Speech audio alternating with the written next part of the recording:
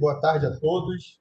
Sejam muito bem-vindos ao primeiro webinar da série Mackenzie e a CESP São Paulo convidam para o bate-papo online, onde a gente tem como tema organizações, dados e decisões.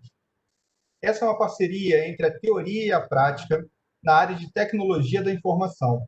Nessa área, a Universidade Presbiteriana Mackenzie desenvolve vários cursos e os colaboradores das startups e empresas associadas da CESP São Paulo têm todas as condições especiais. Meu nome é Fernando Santoro e eu sou o coordenador geral da pós-graduação do Mackenzie Rio. E eu também coordeno um curso de pós-graduação e ele é exatamente dentro dessa área, que é o curso de gerenciamento e visualização de dados. É um curso bem interessante. E dentro desse curso tem até a disciplina de mineração de dados. Então, assim, a minha expectativa é muito grande para esse nosso bate-papo de hoje. Eu queria perguntar se vocês estão me ouvindo bem, se a minha imagem está chegando direito. Coloca no chat, por favor, se vocês estão me ouvindo bem. Coloca também de onde vocês são, se vocês são do Rio, de São Paulo. Vamos tentar interagir dessa maneira. Tudo bem? Então, esse é um evento que é promovido pela Mackenzie Soluções, que é uma área de negócios que atua no mercado corporativo da nossa instituição de ensino, desenvolvendo estratégias de melhoria de performance e sustentabilidade financeira, oferecendo também diversos cursos de educação corporativa. Agora eu vou apresentar os participantes da nossa mesa, do nosso bate-papo, e eu vou começar pela Márcia, que é a nossa convidada. A Márcia Muniz é diretora jurídica de Compliance e DPO da Cisco Brasil.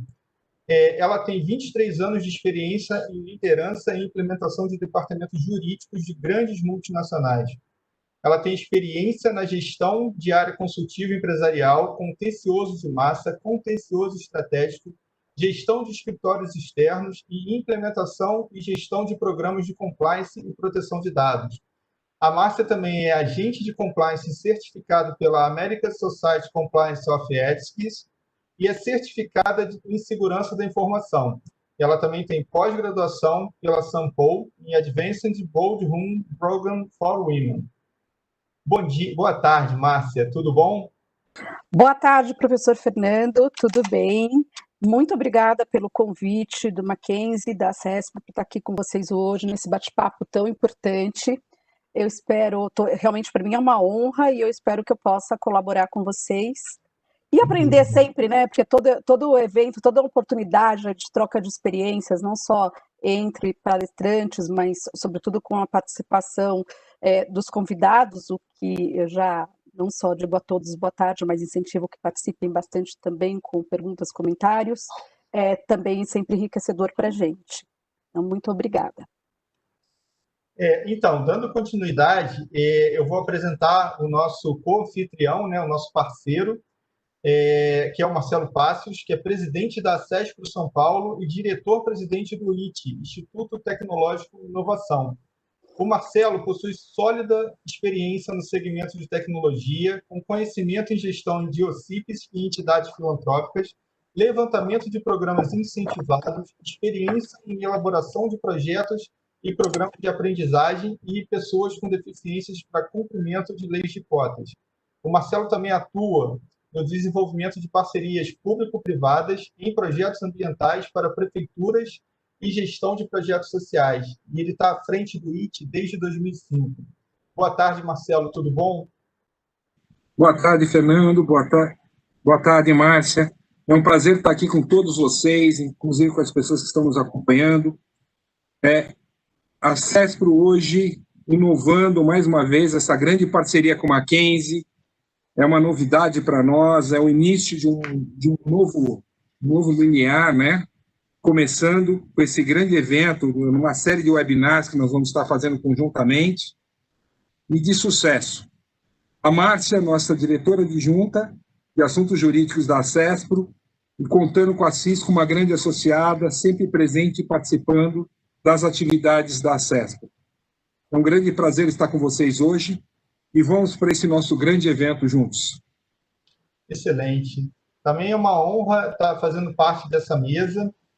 Hoje a gente vai ter o nosso primeiro bate-papo, como o Marcelo falou, é uma sequência de webinars, né? Então, são todos voltados à tecnologia. E hoje a gente tem um tema muito interessante, que são os aspectos legais da mineração de dados na web sobre a visão da LGPD. A LGPD está assim mais quente do que nunca, né, nesse momento. Então, como é que vai ser a dinâmica do nosso bate-papo? Eu vou lançar umas perguntas, o Marcelo também vai lançar umas perguntas para a Márcia e a gente vai interagindo com essas perguntas. Mas eu queria também que vocês colocassem perguntas para, no final, a Márcia responder ou a gente responder, se for o caso, tá ok? Então, vocês vão botando as perguntas no chat. O nosso backstage ele vai separando as perguntas. Eu não sei se a gente consegue responder todas elas, mas a gente vai se esforçar para responder todas na medida do possível. Tranquilo? Então, já vou abrindo a sequência de perguntas e vou perguntando para a Márcia, né? As últimas semanas foram muito intensas no que se refere à definição da data de entrada em vigor da LGPD. Você poderia posicionar a gente sobre esse cenário atual, Márcia, por favor? Márcia? Claro. Oi, professor, está me ouvindo? Estou sim. Claro, eu posso sim. Eu falo que essa pergunta foi feita, acho que da forma mais acertada, né? O cenário atual, porque quando a gente fala de entrada em vigência da LGPD, para quem está trabalhando com essa lei, realmente era assim, era o cenário do momento, sabe? Aquela rádio que falava em 20 minutos tudo pode mudar. É isso que a gente viveu aí no último ano, em especial nas últimas semanas. Por quê? A nossa Lei Geral de Proteção de Dados, ela é de 2018, agosto de 2018, deveria entrar em vigor agosto de 2020. No entanto, a gente teve alguma alteração, já resumindo aí, pulando um pouco etapa, mas para dizer o que prevaleceu. E ficou a aplicação de sanções, né, as penalidades por violação da Lei de Proteção de Dados, elas ficaram para agosto de 2021. Até porque a gente não tem nem a Autoridade Nacional de Proteção de Dados ainda. Então, o que se discutiu muito nessas últimas semanas é, bom, mas e quando a lei entra em vigor? Então, havia uma medida provisória que dizia, não, a lei de proteção de dados entra em vigor em maio de 2021. Então, a gente estava trabalhando com a data de vigência, maio de 2021, penalidades, agosto de 2021. Né? E assim foi aprovado na Câmara dos Deputados. Quando foi para o Senado, e que a nossa expectativa era realmente de que fosse mantido isso, a sessão foi suspensa, então para quem acompanhou foi super tenso, a gente esperava a votação, esperava uma resposta naquele dia, em particular eu trabalho numa empresa multinacional, então imagina reportar tudo isso lá para fora, é uma loucura. A sessão foi suspensa porque não havia um consenso, então no final do dia veio uma notícia que talvez fosse aprovado uma vigência para dezembro de 2020, então, ou seja, surge uma nova data. Imagina como explicar tudo isso. Mas, por fim, então a gente até achou que poderia não ser maio, mas iria ser dezembro. Mas, para surpresa, foi tirado de pauta e ficou prevalecendo a entrada em vigor agora em agosto de 2020.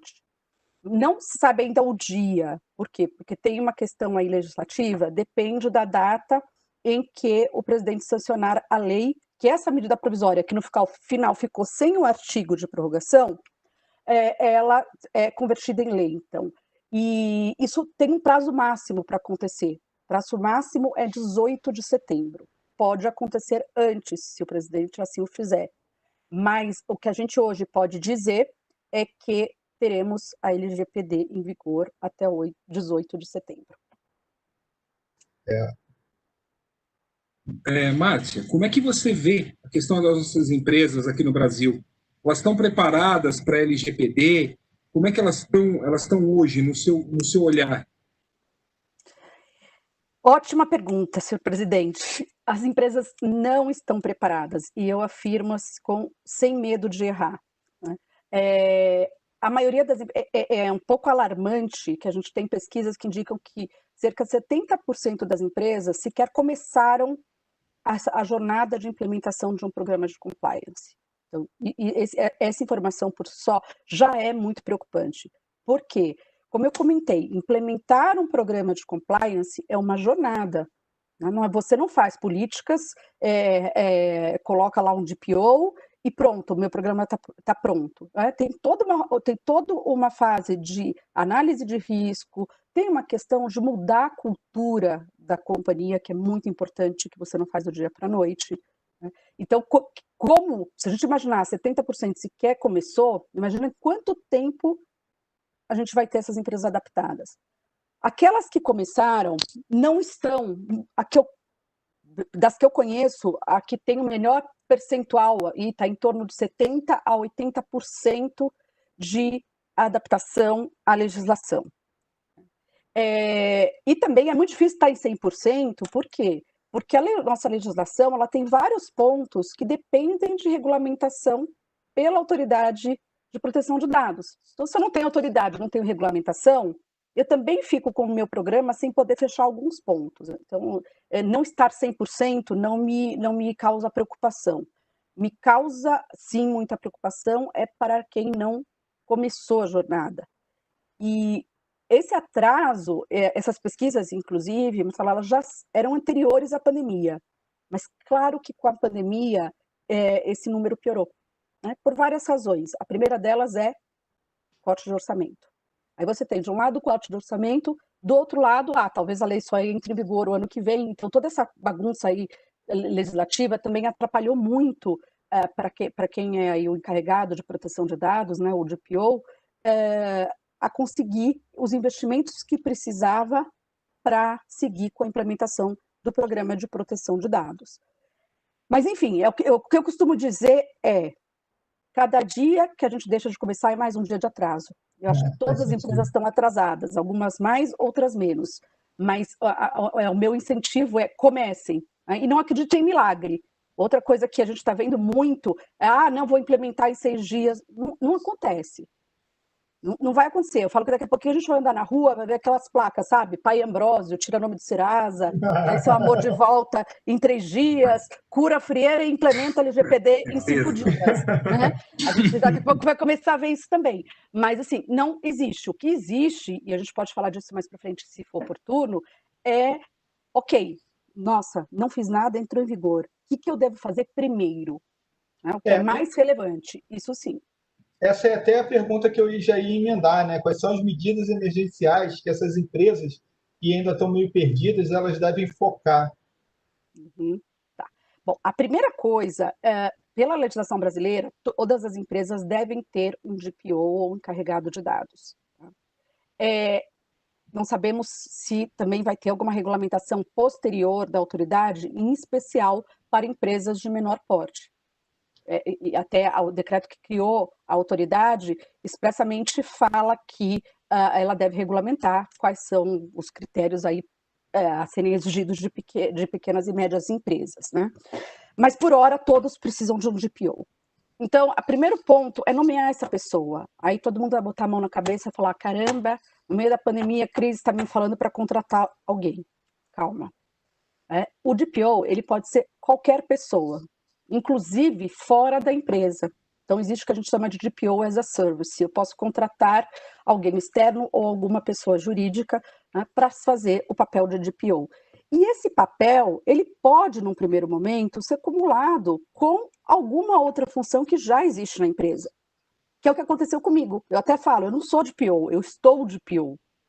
Porque o que nós identificamos quando a gente começou a implementar o programa de proteção de dados é que precisa ter um dono, como todo projeto. Você precisa de um project manager, você precisa de um responsável identificável, né? Então eu falei, nesse primeiro momento, a gente vai contratar alguém, eu não sei qual vai ser a minha demanda. Eu nem fiz ainda minha análise para saber quanto eu vou precisar de adequação, a autoridade não existe para eu saber o que eu vou ter de atividade rotineira. Então, eu entendi que dava para conciliar por hora junto com a atividade do jurídico. Então, isso pode ser feito, pode ser jurídico, pode ser segurança da informação. Eu já vi em RH, né? Não importa, você pode olhar para a tua organização o que faz sentido ou contratar, mas tem que ter, não só para cumprir esse requisito legal, mas porque o que a minha experiência mostra é que sem o DPO, você não vai conseguir, de fato, implementar um programa eficaz. O mais importante, e vou me permitir ser repetitiva, é a mudança de cultura. E tem que ter alguém responsável por disseminar essa cultura. Bom, depois, o que a gente tem que ver? Primeiro, políticas. Eu tenho política de privacidade, eu vou revisar se ela está de acordo com a legislação brasileira. Né? Se eu sou uma multinacional, tenho políticas lá fora, mesmo que tenham sido feitas à luz da legislação europeia, da GDPR, né? Eu preciso não só adaptar alguma coisa à legislação brasileira, embora elas sejam muito semelhantes, mas ter essa política em português. Por quê? Porque um dos princípios da Lei Geral de Proteção de Dados é que o titular do dado ele seja informado de forma muito clara. Né? E a gente não pode presumir que todos falam um outro idioma. Então, ter a política, DPO. Um outro requisito legal é que o DPO, o contato com o DPO, seja disponibilizado de alguma forma para os titulares. Então, a forma mais fácil é no seu portal, você coloca lá qual é o seu canal de privacidade. É uma discussão que surgiu bastante, porque a lei ela fala que a empresa deve identificar o seu encarregado de proteção de dados. Então, eu tenho que colocar lá no portal da Cisco, carregado de proteção de dados, Márcia Muniz, e-mail tal, né? O que pode gerar outro tipo de problema. Por quê? Porque às vezes o titular pode, ao invés de usar aquele e-mail ou aquele web form para fazer uma solicitação, ele fala, vou falar com a Márcia aqui pelo LinkedIn, vou mandar uma mensagem. Né? E aí se perde e tem prazo para a resposta. Então, eu fiz uma consulta, um benchmark, e o que eu vejo que o mercado está fazendo é colocar um e-mail, como no meu caso, privacidadebrasil@cisco.com. Né? Se a autoridade depois falar, não, tem que realmente identificar o indivíduo, o que não é muito, como fala, lógico, na medida em que ela permite até pessoa jurídica, mas ok. Mas, por hora, o importante é ter esse canal, ter lá disponibilizado um e-mail, uma forma de contato com o DPO.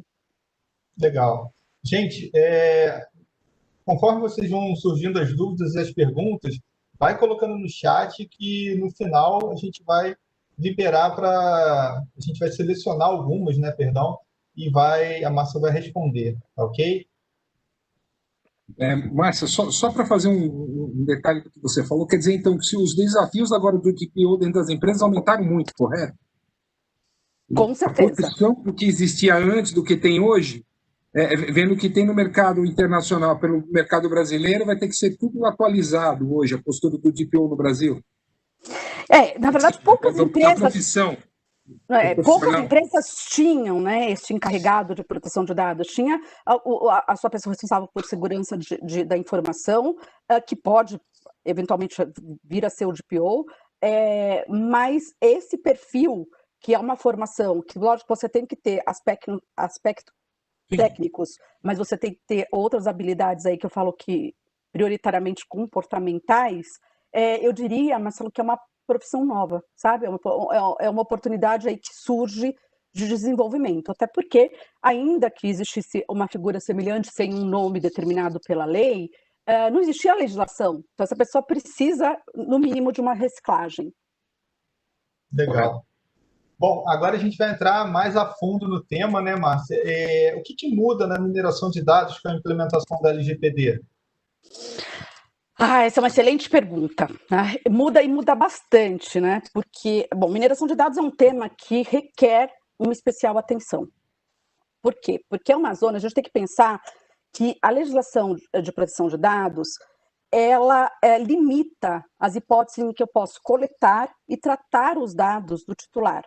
Ou seja, assim, ele empodera demais o titular do dado. Não só no que ele disponibiliza, mas como eu quero disponibilizar, por quanto tempo eu quero disponibilizar, eu posso solicitar informações a qualquer momento. Então, já no geral, é complicado. Quando a gente fala de mineração, a gente tem outras preocupações, né? Por quê? Porque eu tenho os princípios da lei, então, finalidade. Eu só posso coletar dados na medida e na proporção necessária para a finalidade que eu estou realizando aquele tratamento. Mas também tem que ter a necessidade. E essa necessidade precisa ser informada para o titular, né? E o titular precisa saber como o tratamento vai acontecer, se vai ter compartilhamento de dado, para que finalidade você usa, quais são as medidas de segurança que você tem, e tudo isso. E temos, por outro lado, as famosas bases legais. Então, eu não coleto dado agora porque eu quero. Né? Eu tenho que ter lá, eu tenho as bases legais, tenho que fazer o exercício de, aí eu coleto esse dado, em que caixinha eu coloco aqui? Então, eu tenho lá execução de contrato, obrigação legal, legítimo interesse, né? E aí é que entra a questão da mineração de dados. Por quê? Porque são atividades aí, que aí acho que os mais impactados são os profissionais de marketing, e vão dizer o seguinte, não, mas eu tenho interesse, eu quero tratar aquele dado, tá? Ou coletar o dado, ou fazer um profiling.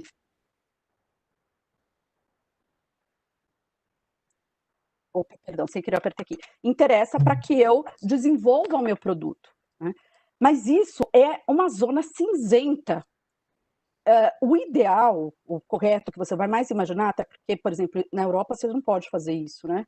É o consentimento. E o consentimento, o que significa? Eu, titular, você me diz, Marcos, olha, eu quero coletar o seu dado para melhorar a sua experiência, ou para mandar para você futuros lançamentos, para você concorda? É o que a gente chama de opt-in. Né? Uhum. Aí eu concordei, então, mas eu preciso estar lá tudo muito informado, como eu falei, e eu, então, controlador de dado, eu tenho legitimidade para tratar aquele dado. Só que eu tenho que oferecer para o titular, a qualquer momento, o opt-out, porque é um consentimento. Consentimento não é a base legal que a gente mais gosta. Né? Quando a lei foi lançada, foi muito engraçado, porque todo mundo lia e falava assim, tudo bem, eu vou pedir consentimento e pronto. Gente, primeiro, você precisa gerenciar esse consentimento, porque a qualquer momento eu posso ter que provar que eu tinha. Segundo, o consentimento pode ser retirado a qualquer momento. Então, se eu preciso tratar por outras bases legais, por outras razões, eu tenho que colocar nas bases corretas para que não seja retirado a qualquer momento pelo titular. Mas gera, para a questão de mineração, essa preocupação de a gestão do conhecimento, do consentimento. E aquelas práticas que a gente via antigamente, né, que não, eu começo a tratar o dado, começo a fazer mineração de dados, mas eu dou lá a opção da pessoa sair, de fazer o opt-out. Isso significa que é um consentimento às avessas, né? Na medida em que ele não quis sair, então ele consentiu. Isso não é mais válido.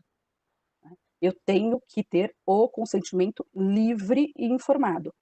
Assim como não é válido já vir o tiquezinho lá no opt-in, sabe?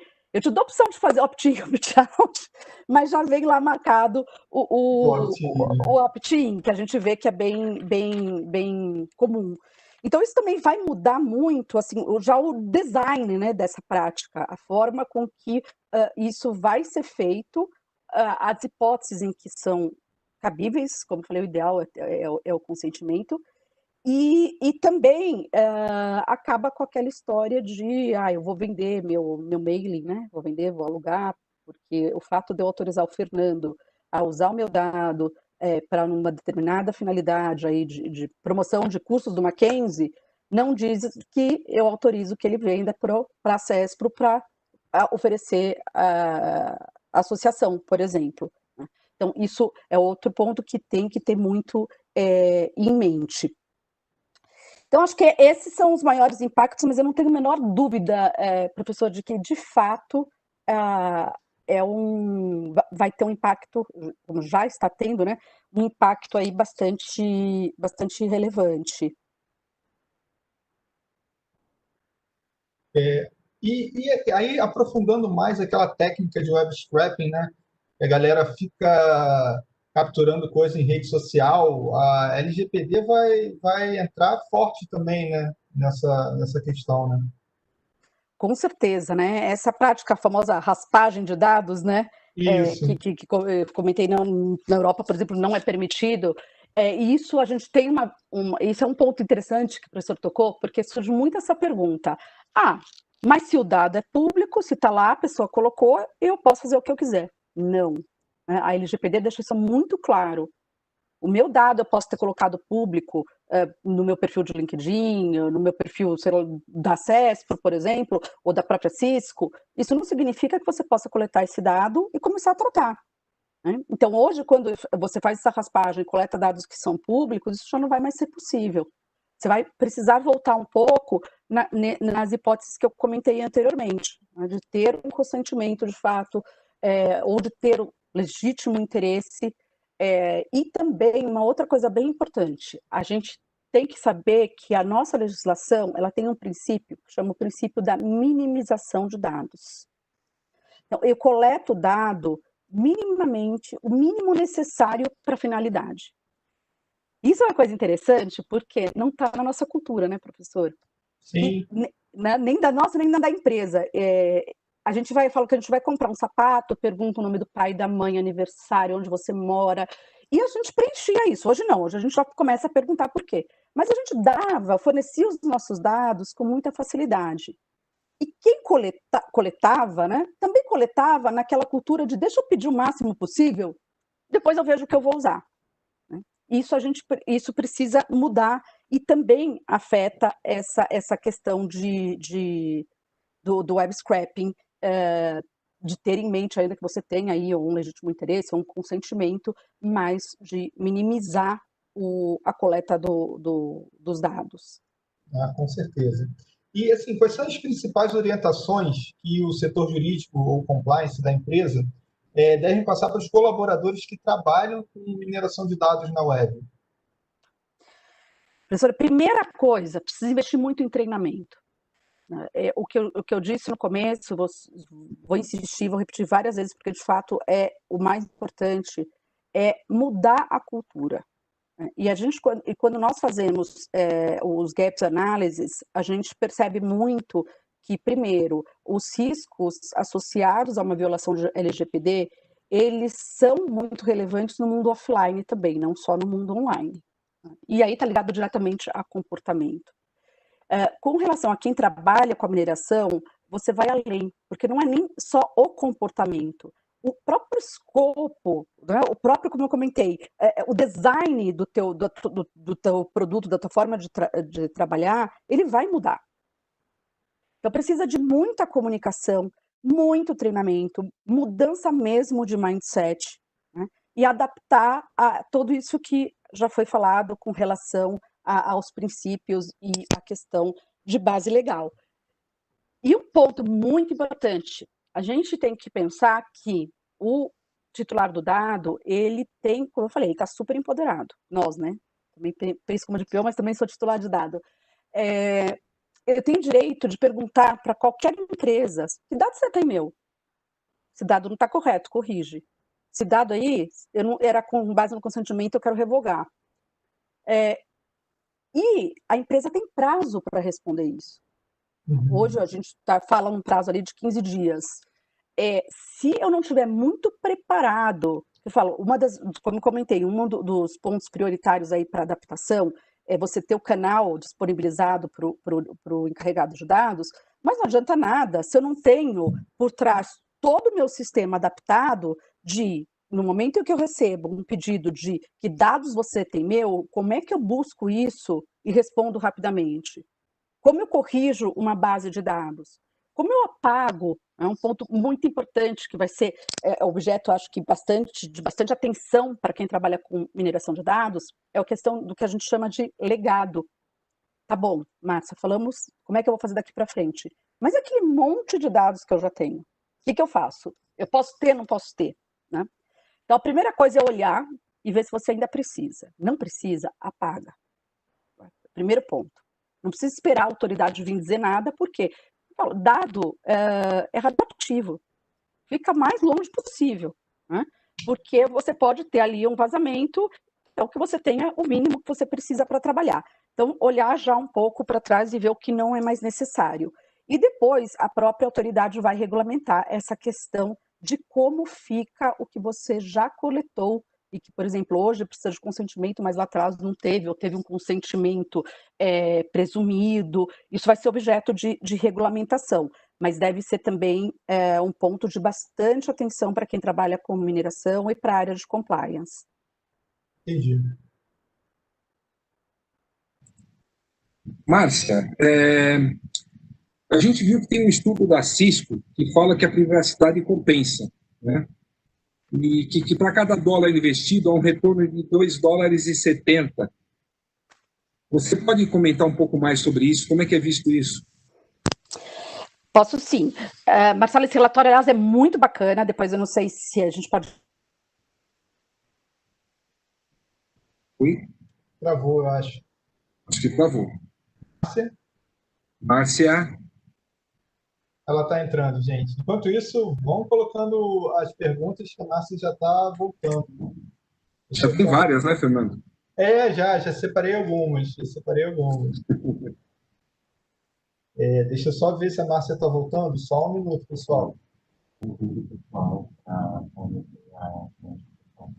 Aproveito para convidar o pessoal para acessar depois o site da CESP, conhecer um pouco mais do sistema, do ecossistema da CESP, pessoal das empresas de tecnologia da CESP em São Paulo. Boa, vou aproveitar então também para... Ah, você já voltou. Você precisa, viu? Antes da Márcia... perdão, gente. Acho que a minha conexão aqui ficou ruim. Coisas do novo normal. Acontece. Deixa eu só aproveitar essa deixa para colocar também, se botar no nosso chat, o link da nossa pós-graduação, e ela é totalmente voltada para dados, gerenciamento e visualização de dados. Por favor, Márcia, pode continuar. Desculpa ter te interrompido.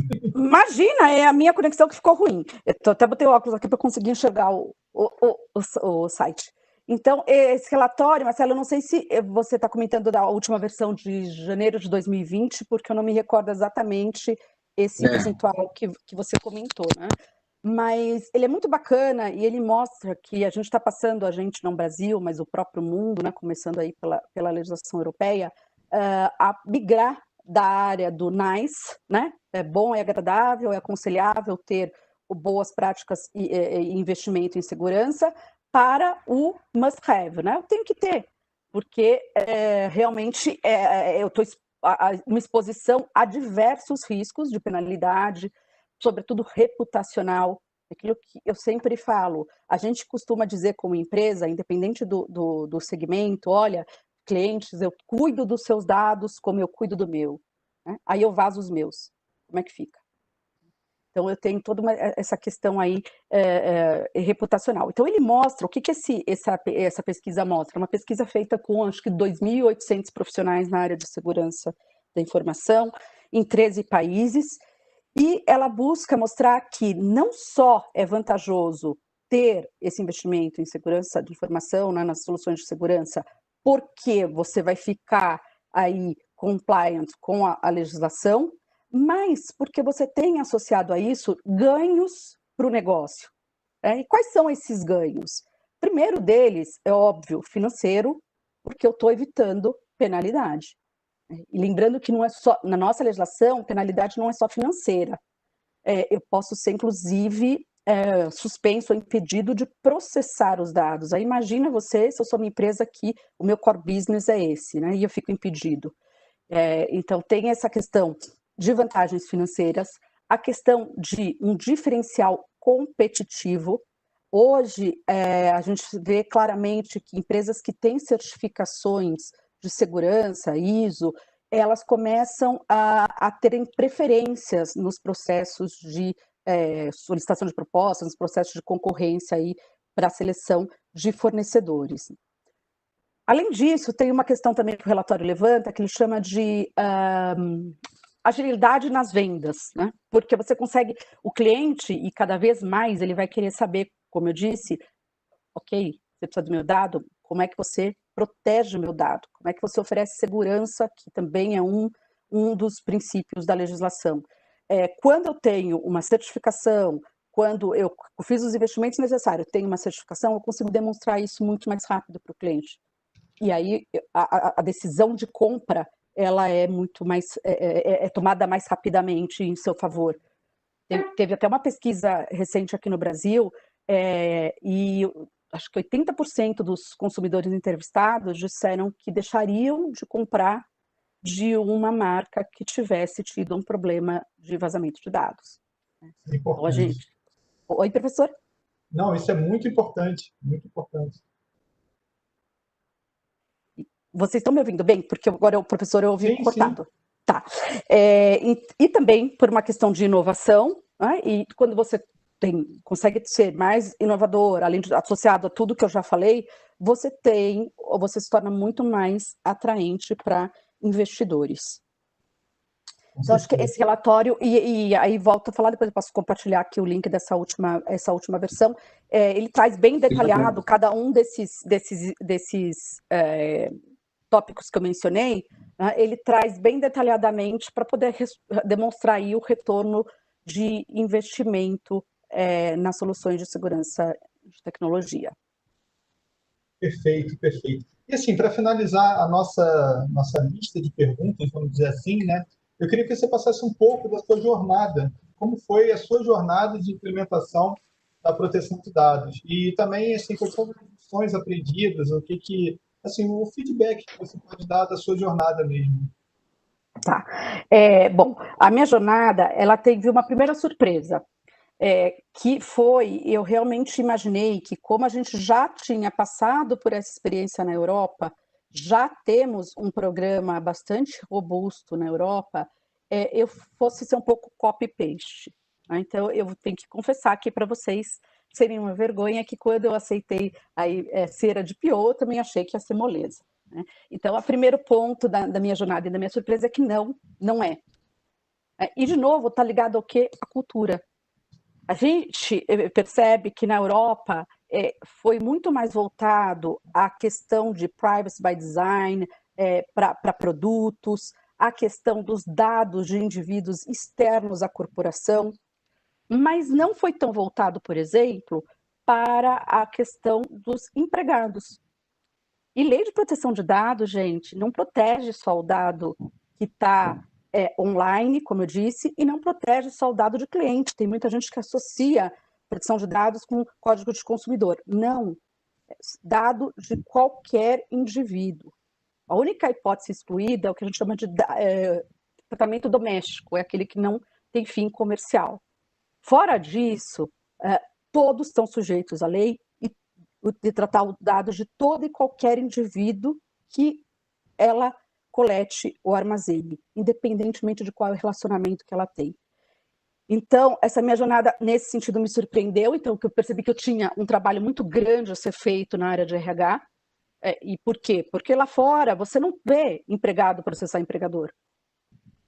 É como, não, mas se aconteceu, o empregado, imagina, ele trabalha para mim, ele entende que é uma fatalidade. Não, aqui ele não vai entender que é uma fatalidade, né? Que vai sim exigir os direitos, como faz, aí mostra o número infinito de reclamações trabalhistas que nós temos.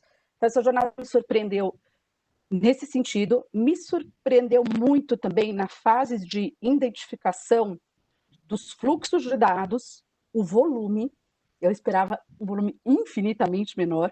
Realmente é insano quando a gente começa a trabalhar nisso. Você fala, meu Deus, desde as visitas que eu recebo no escritório e que a recepcionista registra, eu tenho que olhar para como é feito esse tratamento de dado, né? Os meus empregados, como é o meu parceiro, o meu cliente, enfim. O volume foi surpreendente também. E a questão do comportamento humano. O que eu afirmo, e acho que não é uma realidade para mim, é uma realidade para quase todos, é que a gente, em geral, as empresas estão avançadas em relação à segurança de informação, às soluções tecnológicas de segurança. Claro, não existe solução infalível. Né? Dizem que em matéria de segurança de informação só tem a empresa que já foi atacada ou a que vai ser. Né? Não, aquela que está totalmente blindada, isso não existe. Mas o que me surpreendeu demais foi ver que, na verdade, talvez as maiores vulnerabilidades a que a empresa está exposta está ligada ao comportamento dos colaboradores.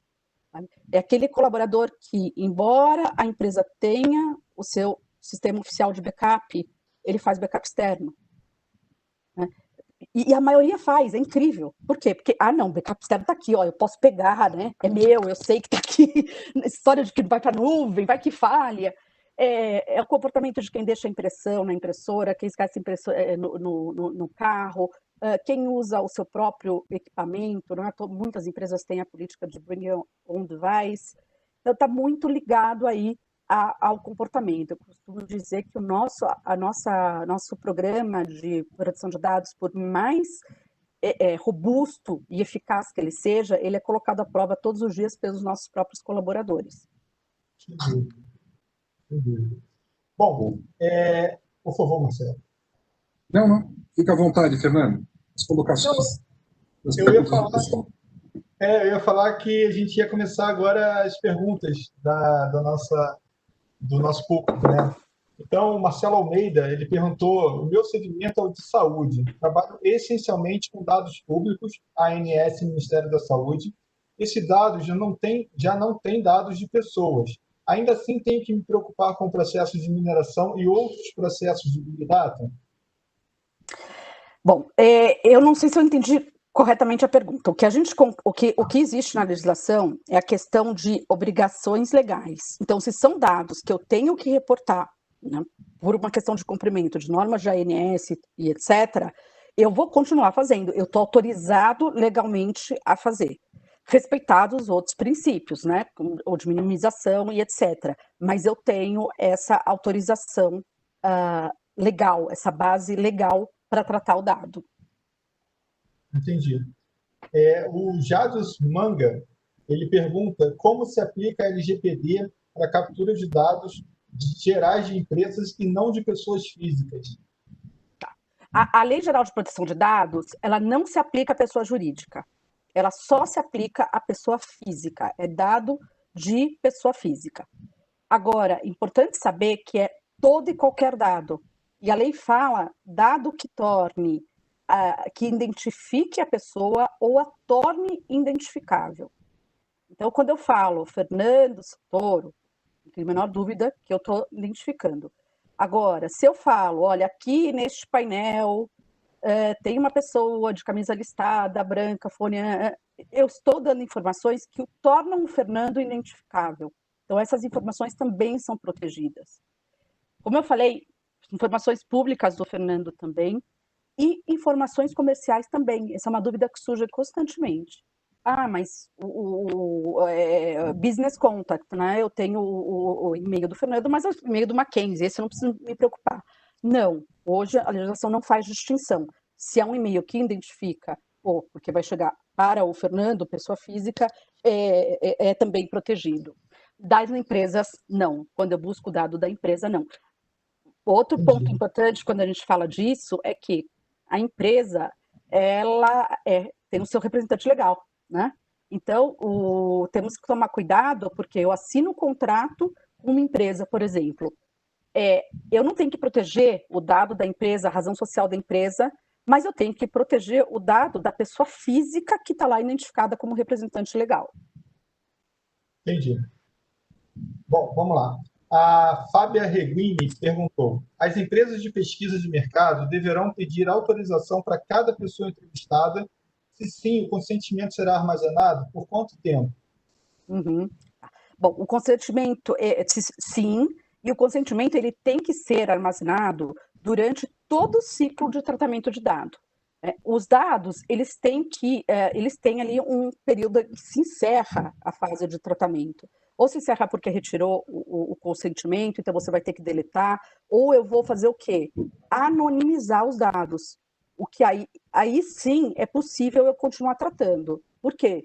Porque eu não consigo identificar. Ele vai passar por um processo de anonimização que eu não consigo mais identificar quem é o titular daqueles dados. Mas isso é só válido para anonimização, não é válido para pseudo-anonimização. O que é pseudo-anonimização? Eu realmente, é como dar um hide ali numa coluna de Excel, né? Então eu não consigo ver no primeiro momento, mas eu consigo reverter e, num segundo momento, voltar a associar ao titular. E o consentimento, como eu falei, ele pode ser retirado a qualquer momento pelo titular, então você tem que fazer uma gestão bastante eficaz disso, para saber que você está tratando com consentimento e saber que a hora que ele retira esse consentimento, você tem sim que apagar os dados. Entendi. O Alexandre Canguele, desculpa, Alexandre, se eu errei. Quais as penalidades quando o LGPD estiver em andamento e a empresa não estiver adaptada? Bom, por não estar adaptada, ela se expõe a riscos de desrespeito a, por exemplo, prazo para resposta do titular, aos famosos incidentes de proteção de dados, que são os vazamentos, e nessas hipóteses, sim, a legislação traz várias penalidades, inclusive a multa de 2% sobre o valor do faturamento do último ano, chegando ao máximo de 50 milhões, então a gente está falando de muita coisa, ok, que, imagina, para 2% chegar em 50, imagina quanta a empresa tem que faturar, o que não é uma realidade da maioria, mas ainda assim é um percentual relevante.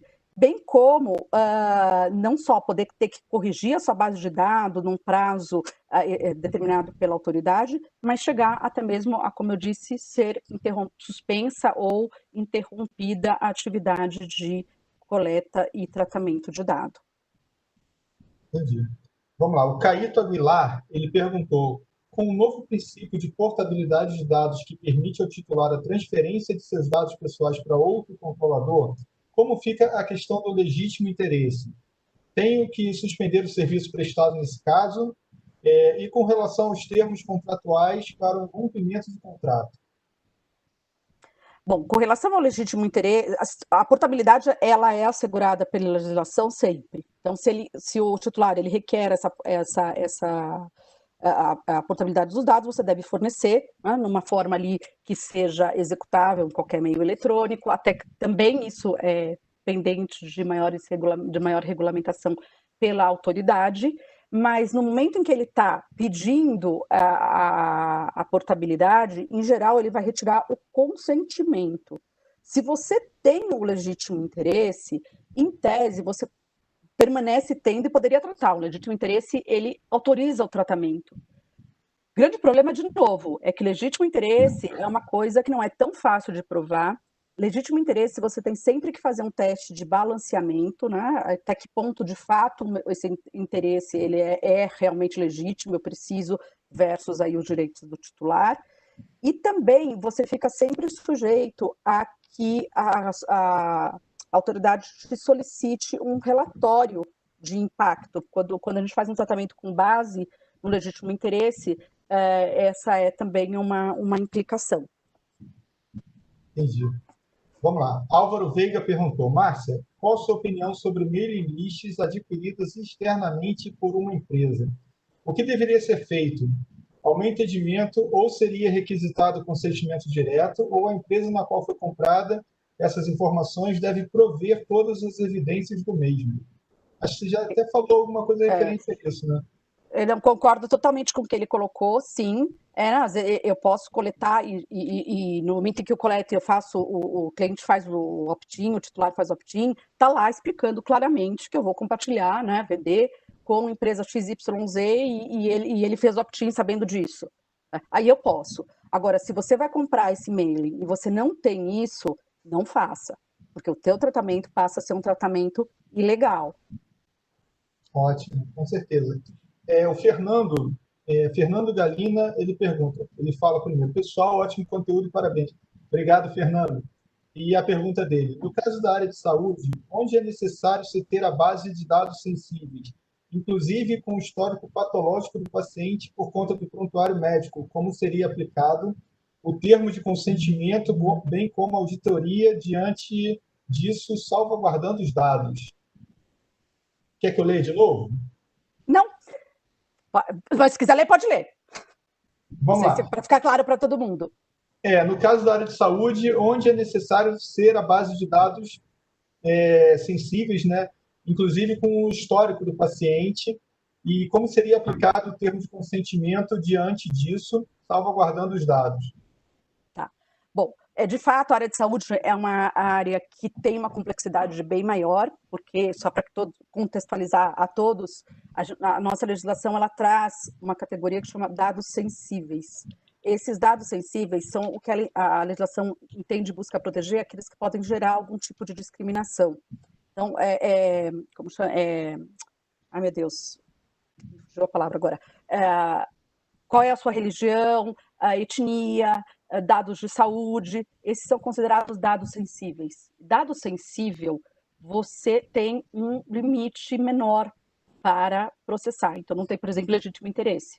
Né? Você tem que processar se você tiver uma das outras bases, que pode ser, sim, como o Fernando colocou, o consentimento, mas também a obrigação de um cumprimento legal ou execução de contrato. Então, se o paciente, ele vai, não sei, a um laboratório ou a um hospital, né, eu tenho ali o quê? Um contrato de prestação de serviço de saúde. Para executar esse contrato, eu preciso coletar e tratar dados dele. E também preciso, depois, muitos deles eu não posso apagar mesmo que ele queira, por quê? Porque eu tenho obrigação legal, como a gente comentou, né, de agência de vigilância e etc., SUS e etc. Então, Fernando, acho que eu respondi com isso uma parte da sua pergunta, e aonde eu devo armazenar? Claro que uma violação de dado sensível, ela é muito mais relevante. Por quê? Porque a lei hoje, no meu entendimento, uma redação que não foi muito feliz, ela diz que eu tenho que comunicar um incidente para a autoridade de proteção de dados quando ele coloca em risco, né, ou causa dano ao seu titular. Ora, se eu digo que o dado é sensível, justamente porque ele pode levar a uma discriminação, eu posso concluir que um vazamento de dado sensível, ele vai sempre causar dano. Então, é um problema vazar dado sensível. Então, quando você fala com a questão de armazenamento, o que eu te digo é que os mecanismos de segurança, e aí, de novo, vale aquela questão que eu comentei, também de acesso, de controle de acesso, é muito importante. Dar acesso a esses dados somente a quem precisa. Porque, de fato, um vazamento de dados dessa natureza, você tem um problema de exposição bem melhor. Respondi, Legal. Fernando? Quer que eu complemente com alguma coisa? Coloca aí no chat, Fernando, se foi respondido. Ô, Fernando. Pode falar, Marcelo. Fernando, deixa eu só fazer uma perguntinha aqui que está criando o nosso grupo aqui da federação. Eu acho que é até bom para a gente colocar aqui hoje. A CESPRA, ela teoricamente, ela vai ter uma cadeira na Agência Nacional de Proteção de Dados, né? Ela está pleiteando uma vaga lá. Eu queria fazer uma pergunta para a Márcia. Como é que a Márcia vê a falta de definição e início de autuação da mesma na orientação para a sociedade? Porque isso está muito confuso, né, Márcia? Uma briga nossa. Catastrófico. Eu digo que é uma vergonha. Por quê? Realmente, e até por isso que se criou todo esse imbróglio aí com relação à data de entrada em vigor, porque fica uma coisa sem sentido. Você vai dizer, eu tenho uma lei que eu tenho que cumprir, que eu tenho penalidade, mas quem tem que me orientar e fiscalizar sequer existe. E no final do dia, é nessa situação que a gente está. A gente teve aí o decreto com relação à estrutura, mas a gente ainda não tem as nomeações. Então, isso gera muita insegurança para a gente, muita mesmo, no sentido de que, como eu falei, eu não consigo fechar totalmente o meu programa, porque eu dependo de regulamentação. Algumas coisas que eu teria que consultar, porque um dos papéis da autoridade é de orientação, de consulta, eu não tenho para quem fazer, né? Então isso é frustrante, e eu falo que o meu apelo sempre é que, de fato, a minha esperança aí é que a autoridade venha, mas venha com uma postura no início muito parecida às autoridades europeias, que é mais no sentido de educação. Porque a gente já viu isso, outra coisa muito triste, a lei nem entrou em vigor, mas a gente já vê aí processo judicial, condenação por dano moral, Ministério Público, PROCON, já usando uma lei que sequer entrou em vigor. Então, outro dia eu ouvi de um palestrante que eu adorei, que fala o seguinte, é a lei que não entrou em vigor mais usada. Exatamente. Para gerar uma indústria ali até de dano moral. A gente já ouve falar que tem um monte de advogado aí com tudo pronto para no dia seguinte, a lei entrou em vigor, começa a pedir dado para tudo que é empresa que ainda não vai saber responder. Deu 16, o 15º dia passou, 16º protocolo uma ação pedindo uma indenização por danos morais. Então eu tenho muita apreensão com relação a esse momento que a gente possa viver, e John, eu acho que é muito importante ter a autoridade para que a gente saiba que o poder de fiscalização é dela, evite um pouco essa descentralização, e tenha esse caráter aí de orientação e seja um órgão consultivo. E a participação realmente da entidade também, da pública e privada, também está participando disso, né, Márcia? Isso é muito importante. muito, porque tem que ser algo que seja realista, né, Marcelo? Não adianta a gente querer ser só, seguir a lei em todas as suas letras. Claro, ela está lá, mas a gente tem que ainda, e é por isso que eu acho que a importância da autoridade com relação à regulamentação de realmente fazer com que isso seja factível para as empresas, e sem prejudicar o titular de dado, por um lado, mas, por outro lado, também que seja viável. E aí, hoje, acho que a grande pergunta que fica para as startups, como a gente está discutindo aqui, essa questão de mineração ou do scrapping, tem negócios digitais, startups que dependem 100% disso, o negócio está totalmente pautado nisso, empresas de menor porte. A gente precisa muito de uma autoridade de bom senso. Com certeza. Quer complementar mais alguma coisa, Marcelo? Não, acho que é só isso mesmo, da questão da autoridade, fazer a parte da pergunta, que é bom colocar isso para as pessoas que estão ouvindo. Tá certo. E, vamos lá, a Sabrina Araújo, ela está fazendo uma pergunta que eu também tenho interesse, é muito interessante a pergunta dela. Em relação aos robôs usados pelas empresas para buscar dados em redes sociais, no caso, falam que são dados públicos, pois estão na internet, e normalmente são usados como leads para vendas. E aí, como é que realmente vai ser esse caso aí dos robôs, né? Isso não vai mais poder acontecer, né? Porque o que acontece? Vamos imaginar, eu busco o dado, como eu disse, o dado é público, mas isso não autoriza a tratar. Então, eu busquei o dado público, gerei o lead, está lá na minha base de dados da empresa, eu passo a tratar aquele dado. Eu tenho ali uma base para dizer, bom, foi legítimo interesse, tá? Mas de que forma eu coletei, né? Eu coletei porque é público. O titular, ele não foi informado. Porque a gente tem duas coisas. Uma, ok, eu tenho a base legal, mas para eu usar, e essa base legal ela ser usada de uma forma legítima, autorizada, eu preciso cumprir os outros princípios da lei. Ou seja, eu preciso que o titular previamente seja informado de como o dado dele vai ser tratado, acesso a DPO, tudo aquilo que a gente já comentou. Então, quando eu vou lá e com o robô coleto o dado público da Márcia, eu posso dizer, eu tenho legítimo interesse, mas a pobre da Márcia aqui sequer soube que você coletou. Eu não sei como é que eu vou exercer o meu direito de dizer corrija o dado, se eu não sei nem que você coletou meu dado. Então, de fato, eu acredito que essa vai ser uma prática muito questionada. Entendi. Com certeza, né? Vamos lá, existem limitações, perdão, a Daniela Marques, que fez a pergunta, desculpa. Existem limitações técnicas para a prova da delação dos dados do titular, o que dificultaria a prova de que foi realmente feito o opt-out? Eu não sei se eu entendi. Como provar que eu deletei o dado? Né? Não, é um pouco assim, eu tenho que confiar, que se eu estou pedindo para o controlador, né? Apaga o meu dado e ele me responde, sim, eu apaguei. Num primeiro momento é muito difícil de provar fatos negativos, né? Como é que eu provo que meu nome não existe mais?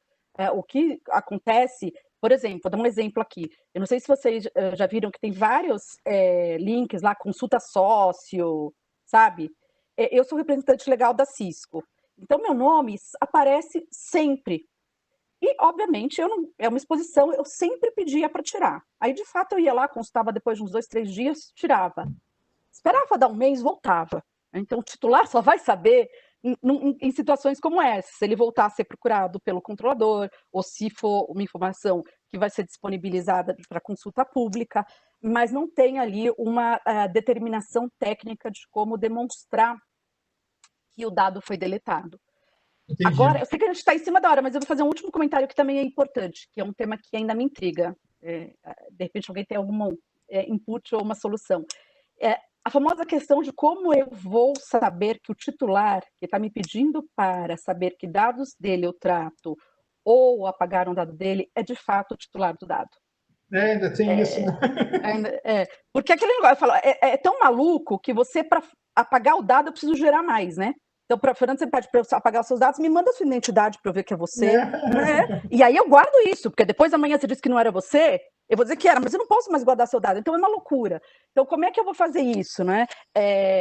Também é uma outra coisa que é bastante discutida hoje, quais são as cautelas que tem que tomar. Então, lógico, tem aí o uso de inteligência artificial para cruzar dados, se os dados que a pessoa está informando na solicitação corresponde com o que você tem interno ou que é passível de consultar, mas é um ponto aí que ainda me intriga bastante.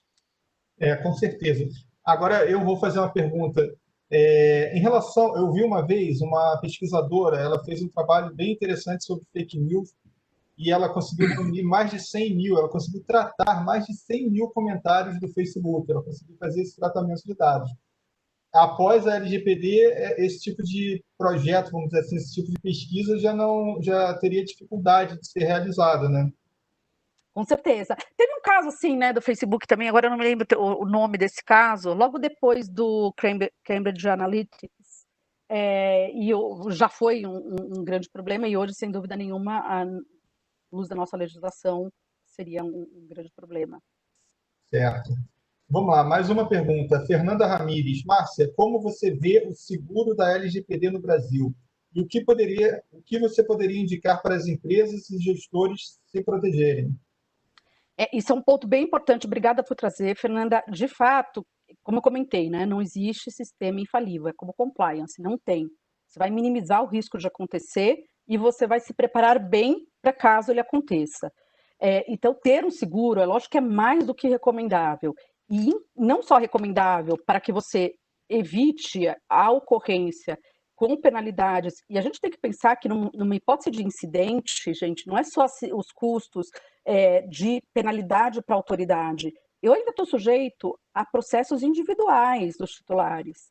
Eu posso ter que montar um call center ali, dependendo do volume de dados que foi vazado, montar um call center específico para atender os titulares que estão passando por aquela situação de vazamento. Qual é o custo disso? Tem vários estudos, inclusive na Europa, é um custo super elevado. Então, a gente não consegue muito saber, a gente sabe que algum dia vai acontecer, nem que dia é e nem qual é a proporção, né? Então, você ter um seguro, é claro que é essencial para que você se sinta mais protegido e blindado aí de um imprevisto financeiro, que pode até inviabilizar a tua operação, mas também é algo que quando você, no momento em que está sendo contratado, e você é, por exemplo, operador de dados, né? Se eu mostro para o controlador, eu, operador, eu tenho sim um programa muito robusto de proteção de dados, olha aqui tudo que eu tenho ISO e tenho um seguro. Então, fique tranquilo que caso tenha algum problema, isso também é outro diferencial competitivo. Legal. Uma coisa que eu tenho visto bastante, Fernando, que eu acho que a Márcia vai acompanhar, eu não sabia que existem algumas linhas na LGPD, eu acabei estudando, que existem linhas de seguro hoje específicos para proteger as empresas. Né? Eu acho que é uma coisa muito engraçada, acho que quase ninguém conhece isso. No Brasil, acho que pouquíssimas pessoas ou pouquíssimos empresários conhecem isso. Né? Eu mesmo desconhecia, acabei até meio que assustado. Eu falei, eu nunca ouvi, para mim, seguro era de carro. Quer dizer, você vê que a pessoa tem que se proteger quando alguém... Agora, quando a proteção de dados, eu falei, eu não sabia disso, né? Mas vamos lá, né? Não, se tornou, sem dúvida, mais popular com a legislação e vai se tornar cada vez mais, e volto a dizer, recomendável mesmo, porque a gente não consegue fazer essa conta, por mais que a gente queira ali mapear o risco e dizer estimar o potencial de perda no caso de um incidente, a gente nunca vai conseguir ser preciso. E aí o seguro está justamente para nos proteger, né, dessas incertezas. Então, eu acho que agora vai ficar bem mais popular, viu, Marcelo? Acho que todo mundo vai contratar o seguro de carro e um cyber seguro, talvez até mais o cyber do que o de carro. Pelo jeito vai, viu? É verdade. Gente, eu vou para a última pergunta, mas antes de fazer a última pergunta, Márcia, passa para eles o grupo que você tem, porque aí, de repente, é uma forma também de fazer o networking, né? É um grupo aberto. Claro, obrigada por ter me lembrado disso. O que eu costumo comentar que nessa fase a gente está, assim, como eu comentei, é troca de experiência. Então, depois, eu não sei se vocês vão passar os meus contatos, mas, enfim, eu estou à disposição no LinkedIn, e-mail, telefone.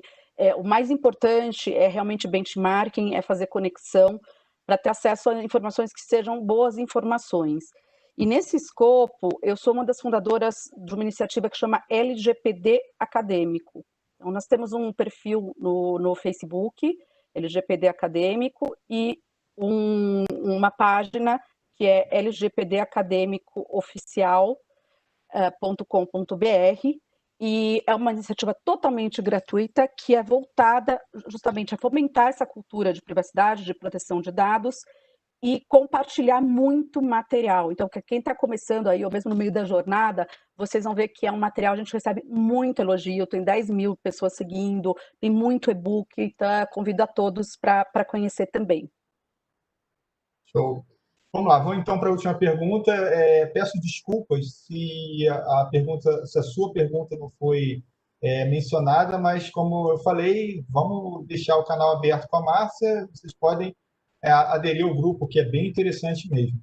Vamos lá, o Wilson Lima, ele perguntou: armazenar cópias eletrônicas integrais de processos judiciais não sujeitos a sigilo, que contenham nomes e demais qualificações de partes que sejam pessoas físicas por si só, mesmo sem o uso desses dados pessoais, transgride a LGPD? Só uma pergunta, se ele puder esclarecer. Você está falando, você é advogado, seria um escritório de advocacia? Pegar a base de dados que está na internet, pelo que eu entendi, né? E isso deve estar sendo muito utilizado. Colocar robô para fazer essa busca, para robô e inteligência artificial, né? Para poder maximizar o processo, vamos dizer assim. Tá. Se é um escritório de advocacia, e ele faz, sim, ele vai fazer lá o download do processo eletrônico, vai manter tudo isso na sua base de dados, ele tem uma razão ali, não só um interesse legítimo, mas até para que ele possa cumprir o contrato dele com o seu cliente. Ele precisa ter aquele processo. Agora, ele está sujeito, sim, a todas as determinações da LGPD. Então, mesmo os escritórios de advocacia tem que investir muito em segurança, em seguro, e tem que também lembrar que acabou o processo, apaga. Então, mas eu acho que é mais na questão do tipo assim, vou criar um banco de jurisprudência, tá entendendo? Ele vai fazer uma busca na internet para criar um banco. Aí eu acho que já fica complicado, né? É o mesmo caso da pesquisadora do Facebook, que ela não pode mais capturar os 100.000 comentários.